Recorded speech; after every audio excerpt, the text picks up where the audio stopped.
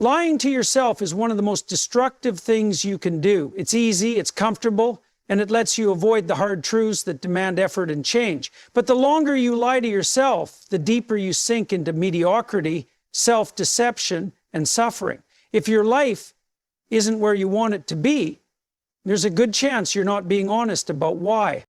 People lie to themselves in countless ways. They pretend their problems aren't that bad. They tell themselves they'll start tomorrow. They justify their laziness by blaming circumstances, other people, or bad luck. They act as if they don't know what they're doing wrong, when deep down they do. The worst part is that these lies don't just deceive others, they deceive you. Every time you avoid reality, you reinforce the habit of self-deception, making it harder and harder to see the truth when it really matters. The first step to stopping this is to develop brutal self-honesty. That means looking at your life without filtering out the parts that make you uncomfortable. Where are you failing? Where are you weak? What are you avoiding? What habits are making you miserable? These are not easy questions to answer. They hurt.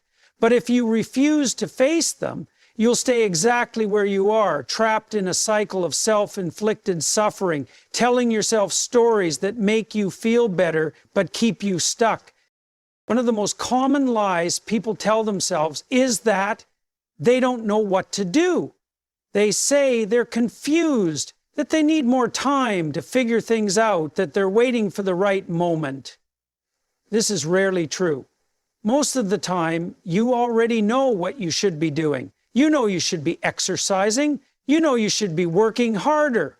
You know you should stop wasting time on pointless distractions. But instead of acting on that knowledge, you convince yourself that you don't know where to start. That's a lie. The truth is that you don't want to start because it's difficult, and difficulty is uncomfortable. But avoiding discomfort leads to stagnation, and stagnation leads to decay. Another common lie is the belief that external circumstances are entirely to blame for your problems. While it's true that life is unfair and that you can't control everything, you always have some degree of control over your situation. If your life is a mess, the most productive thing you can do is assume it's your fault. Not because it always is, but because taking responsibility gives you power. If everything is someone else's fault, then you're helpless. But if you're at fault, then you have the ability to change. Blaming the world might feel good in the moment, but it robs you of the chance to improve. Taking responsibility, on the other hand, is painful, but it's the first step toward real growth. Lying to yourself also takes the form of minimizing bad habits. People tell themselves that overeating isn't a big deal, that procrastinating for just a little longer won't hurt, that spending hours on social media isn't affecting them. But these small habits add up. They shape the trajectory of your life. Every time you ignore a bad habit, you're choosing immediate comfort over long-term well-being. And the longer you engage in self-deception, the harder it becomes to reverse course. The only way to stop this is to start telling yourself the truth, no matter how painful it is. If you're lazy, admit it. If you're irresponsible, face it. If you're wasting your potential, acknowledge it. Because once you admit the problem, you can finally do something about it. One way to break free from self-deception is to track your actions. Instead of going by how you feel, look at the facts. Write down how you spend your time. Track what you eat. Record how much time you waste on distractions. Numbers don't lie, and neither do results. If you say you're working hard but have nothing to show for it, then you're not working as hard as you think. If you say you want to improve but never take action, then you don't actually want it badly enough. The truth is always there, waiting to be acknowledged. The question is whether you have the courage to face it. The cost of self-deception is high. It keeps you weak, it keeps you blind, and it prevents you from making the changes necessary to improve your life. But there's another cost: regret. At some point, you will have to face reality, whether you want to or not. The question is, will you face it now while you still have time to change, or will you face it later when it's too late, looking back on a life wasted on comforting lies. The choice is yours. You can continue lying to yourself, making excuses and pretending things will magically get better on their own, or you can start being brutally honest. Admit where you're falling short and take the necessary steps to fix it. It won't be easy. In fact, it will be one of the hardest things you ever do. But the alternative is far worse. Because staying blind doesn't make reality go away. It only ensures that when it finally hits you, it hits you hard. So stop lying to yourself, face the truth, and start doing what you know needs to be done. Taking responsibility is one of the most difficult but essential things you can do in life. It's easy to blame other people, circumstances, or bad luck for your problems. It's easy to make excuses and convince yourself that your failures are not your fault. But the truth is, if you don't take responsibility for your own life, no one else will. You are the one who has to deal with the consequences of your actions, and you are the only one who can change them. Until you fully accept that, you will remain stuck. People who refuse to take responsibility often live in a state of denial. They tell themselves that they are victims of their circumstances, that the world is unfair, and that there is nothing they can do about it. But this mindset is a trap. It may make you feel better in the short term because it removes the burden of accountability. However, in the long term, it keeps you weak and powerless. When you blame the world for your problems, you give up your ability to change them. But when you take full responsibility, you regain control. One of the first things you have to accept is that your life, in large part, is a reflection of the choices you have made. Your health, your relationships, your career, your mindset. These are all shaped by your actions and decisions. If you are out of shape, it is not because of bad genetics or lack of time. It is because you have not prioritized your health. If your relationships are falling apart, it is not because other people are always difficult. It is because you have not put in the effort to communicate, listen, and grow. If you are stuck in a dead-end job, it is not because the system is against you. It is because you have not developed the skills, taken the risks, or made the sacrifices necessary to move forward. These are harsh truths, but ignoring them does not make them any less true. Taking responsibility means being honest with yourself about where you are failing. It means looking at your life and asking, what have I done to contribute to this situation? That question is uncomfortable because it forces you to admit that you could have done things differently. But that discomfort is necessary for growth. If you refuse to acknowledge your role in your problems, you will never learn how to fix them. But if you take full responsibility, you gain the ability to improve. One of the biggest signs of irresponsibility is making excuses. People make excuses to justify their lack of action, their failures, and their bad habits. They say things like, I don't have time, it's too hard, or it's not my fault. But these excuses are just a way of avoiding the truth. The truth is you make time for what you prioritize. The truth is anything worthwhile is difficult. The truth is even if something isn't entirely your fault, it is still your responsibility to deal with it. Excuses do nothing but keep you stuck. The moment you stop making them, you start moving forward. Taking responsibility also means owning your mistakes. Everyone makes mistakes, no one is perfect, but the difference between people who succeed and people who don't is how they handle their mistakes. Irresponsible people deny them, ignore them, or blame others. Responsible people acknowledge them, learn from them, and do better next time. When you take responsibility for your mistakes, you grow. You develop resilience, wisdom, and self-respect. You stop being afraid of failure because you understand that failure is just another step toward improvement. Another part of taking responsibility is recognizing that no one is coming to save you. Too many people wait for someone else to fix their problems. A boss to notice their hard work, a friend to motivate them, a government to change their circumstances. But waiting for someone else to rescue you is a losing strategy. No one cares about your life as much as you do. No one is as invested in your success as you are. If you want things to change, you have to take action. You have to make the tough decisions, put in the work, and push through challenges. Taking responsibility also means setting higher standards for yourself. If you accept mediocrity, that is exactly what you will get. If you lower your expectations and settle for less, you will never achieve anything great. But if you take ownership of your potential and demand more from yourself, you will rise to the occasion. It won't happen overnight. It will take time, effort, and discipline. But the sooner you start holding yourself accountable, the sooner you will start seeing real progress. The reality is, life is unfair. Bad things happen that are beyond your control. But even in those situations, you still have a choice. You can choose to let hardship break you, or you can choose to rise above it. You can choose to let adversity define you, or you can choose to take control of your response. No matter what happens, you are still responsible for how you react, how you adapt, and how you move forward. The more responsibility you take for your life, the stronger you become. You stop feeling like a victim and start feeling like someone who can make a difference. You stop waiting for things to change and start taking action to change them. You stop blaming others and start focusing on what you can control. That shift in mindset is powerful. It is the difference between living a life of regret and living a life of purpose. Ultimately, taking responsibility is not just about success, it's about self-respect. When you take responsibility, you prove to yourself that you are capable, competent, and worthy of a better life.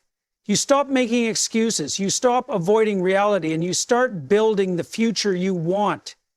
It is not easy, it is uncomfortable, but it is the only way forward, because if you refuse to take responsibility, you will never have control over your life. And if you don't have control, then who does? Listening is one of the most underrated and underdeveloped skills in modern society. People are quick to speak, eager to share their opinions, and desperate to be heard, but few take the time to genuinely listen. The inability to listen properly is a sign of arrogance, ignorance, and weakness. It limits your growth, damages your relationships, and blinds you to valuable knowledge. If you want to be less foolish, more competent, and truly wise, you must learn to listen.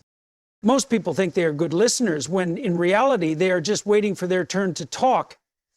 They don't listen to understand, they listen to respond. Their minds are occupied with forming their next sentence instead of absorbing what the other person is saying. This is a fundamental problem, because when you are focused on what you are going to say, you are not actually hearing what is being said. You are filtering the conversation through your own biases, assumptions, and preconceptions, rather than engaging with it honestly. Learning to listen starts with shutting up. That may sound harsh, but it is true. If you are always talking, you are not learning. When you speak, you are repeating what you already know. When you listen, you have the opportunity to learn something new. This requires humility.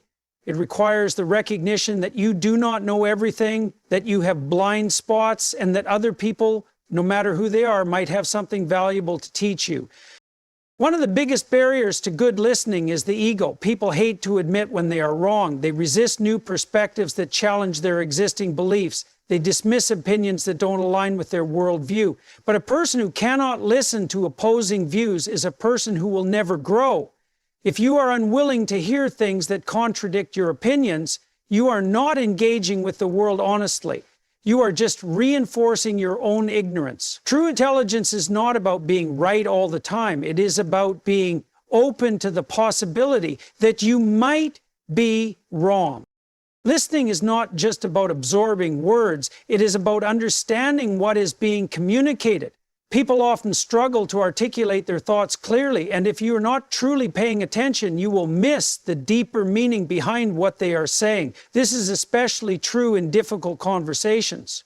When someone is angry, upset, or frustrated, their words may not fully reflect what they mean. A good listener looks beyond the words, paying attention to tone, body language, and emotional cues to grasp the full picture.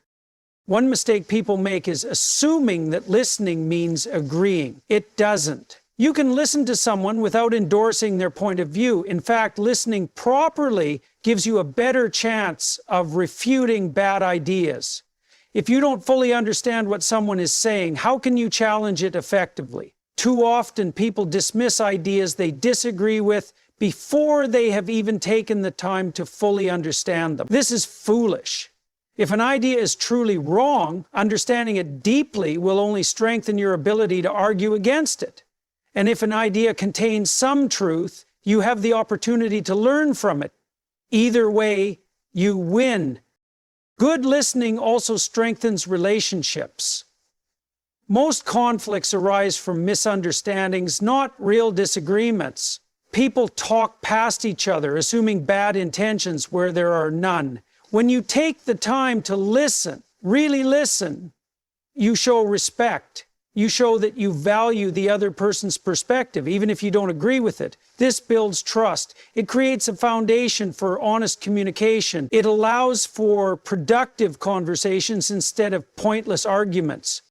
Another key aspect of listening is asking good questions. A good listener does not just sit silently nodding along. They engage with curiosity. They ask questions that clarify, deepen, and challenge the conversation. This does two things. First, it forces you to stay engaged and focused. Second, it signals to the other person that you are genuinely interested in what they have to say.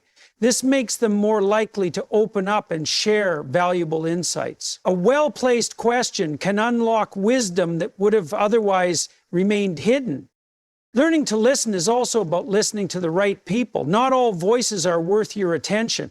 There are plenty of people who talk just to hear themselves speak, who spread nonsense, who lack the wisdom or experience to offer anything meaningful. Part of becoming a better listener is learning to filter out the noise and focus on people who actually have something valuable to say.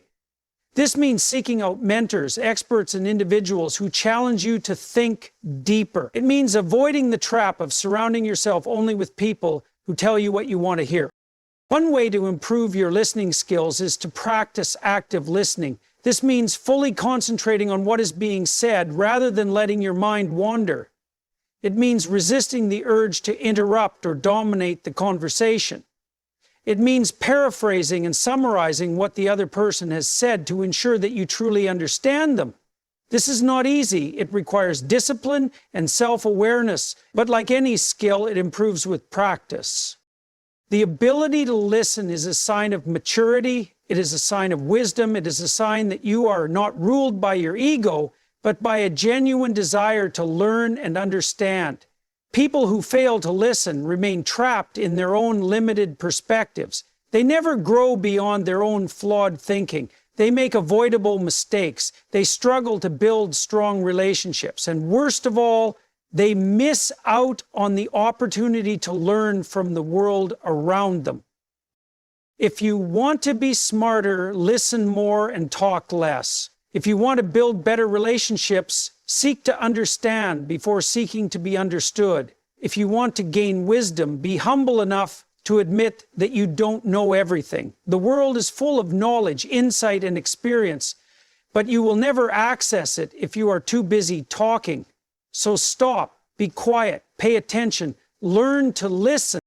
Discipline is what separates those who succeed from those who fail. It is the ability to act in accordance with your values and long-term goals, regardless of how you feel in the moment.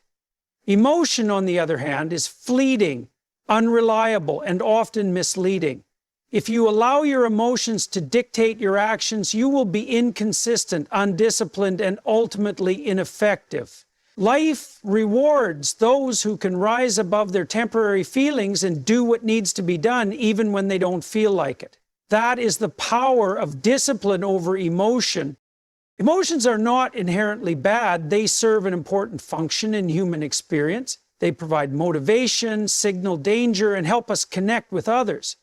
But emotions are also impulsive and short-sighted. They fluctuate based on circumstances, making them an unreliable guide for decision-making. If you base your actions solely on how you feel, you will constantly be at the mercy of your moods. One day you may feel motivated and productive. The next day you may feel tired and uninspired.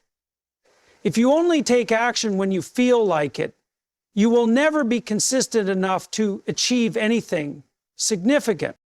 Discipline, on the other hand, is the ability to act independently of emotion. It is the habit of doing what must be done, whether you feel like it or not. It is waking up early to work when you'd rather sleep in. It is going to the gym when you feel tired. It is sticking to your responsibilities even when they are boring, frustrating, or difficult. Discipline is what ensures progress, no matter how you feel on any given day. Without discipline, emotions become an excuse for inaction. With discipline, emotions become irrelevant to the task at hand. One of the most common ways people sabotage themselves is by waiting for motivation. They tell themselves they will start when they feel ready, when they are in the right mood, or when they get inspired. This is a lie. Motivation is unreliable. It comes and goes. If you rely on motivation, you will only take action when it is convenient. Discipline is what allows you to act even when motivation is absent.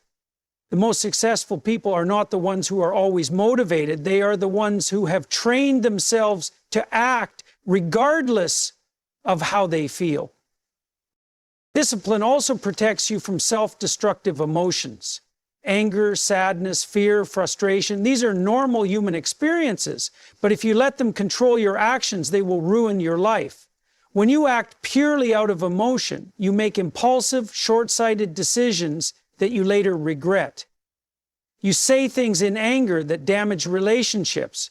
You give up in moments of doubt that derail your progress. You avoid challenges because fear convinces you that you are not capable. Discipline allows you to pause, think, and choose the best course of action rather than reacting blindly to whatever emotion happens to be strongest at the moment.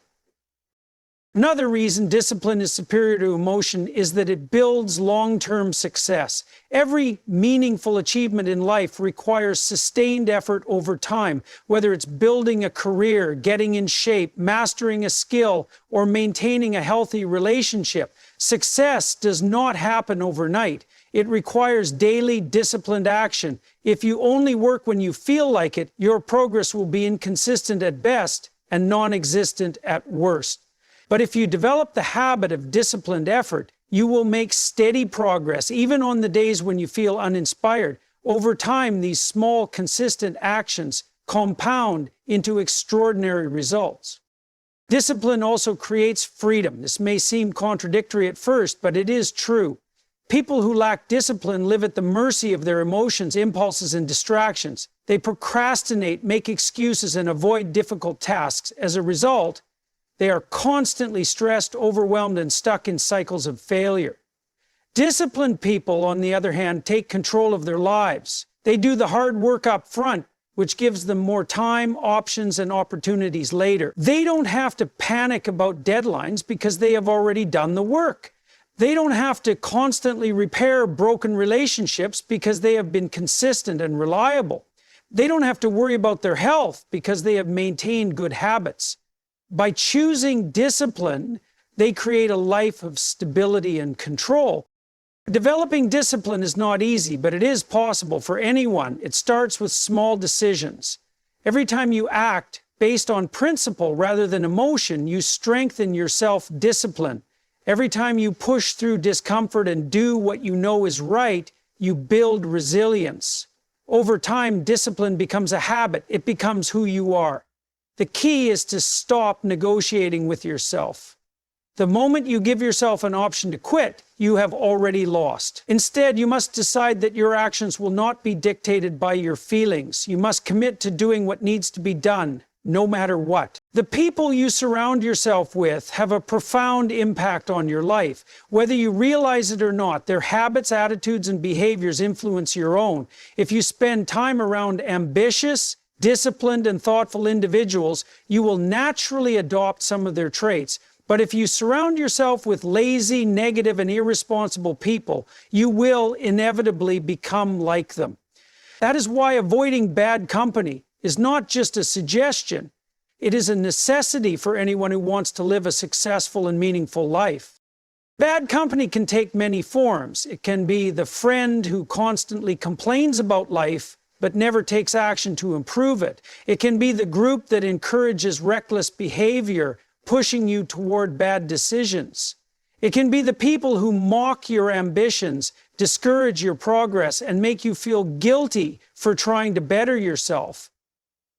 The common theme in all forms of bad company is that they hold you back rather than push you forward. They keep you stuck in cycles of mediocrity and self-sabotage, and the longer you stay around them, the harder it becomes to break free. One of the biggest dangers of bad company is that its influence is often subtle. Rarely does someone outright tell you to ruin your life. Instead, they pull you down gradually. They convince you that skipping responsibilities just this once is harmless. They laugh when you try to improve yourself and say you are taking life too seriously. They dismiss your goals as unrealistic and tell you that everyone struggles, so there is no point in trying.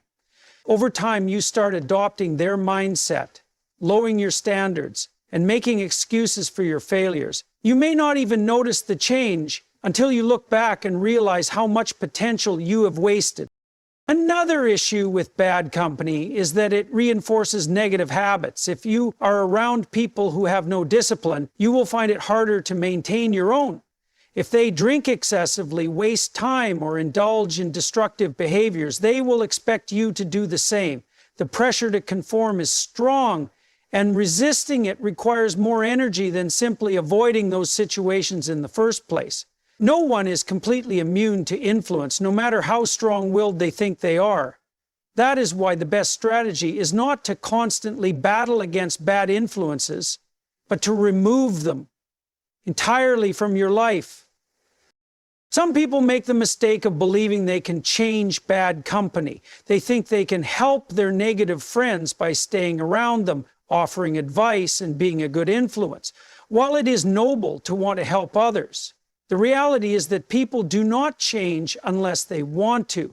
If someone is set in their ways and unwilling to grow, your presence will not fix them.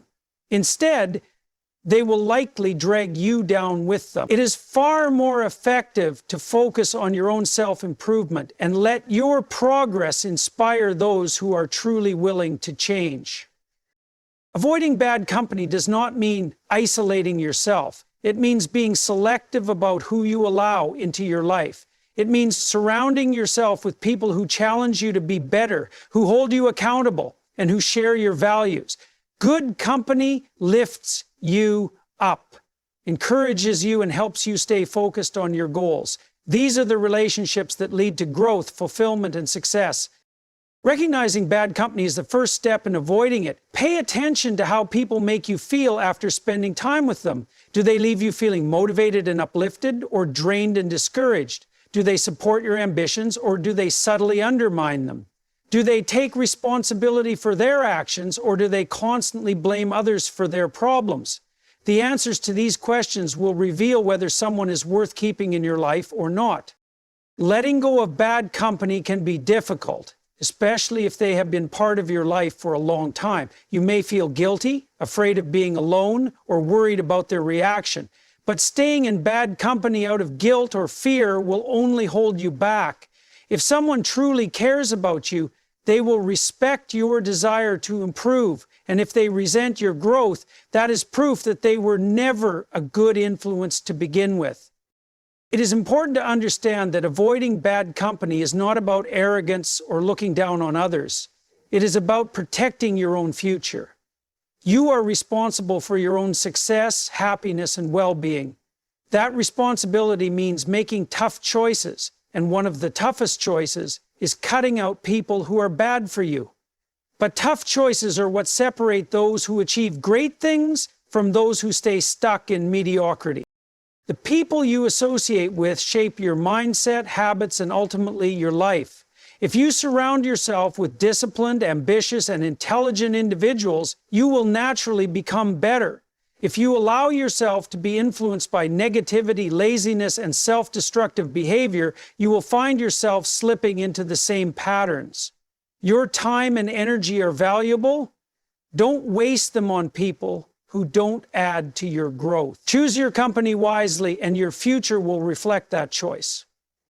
Most people spend their lives chasing comfort. They want an easy life, free from struggle, hardship, and discomfort. They seek pleasure, distraction, and convenience, hoping that these things will bring them happiness. But comfort is a trap. It makes you weak, stagnant, and unfulfilled.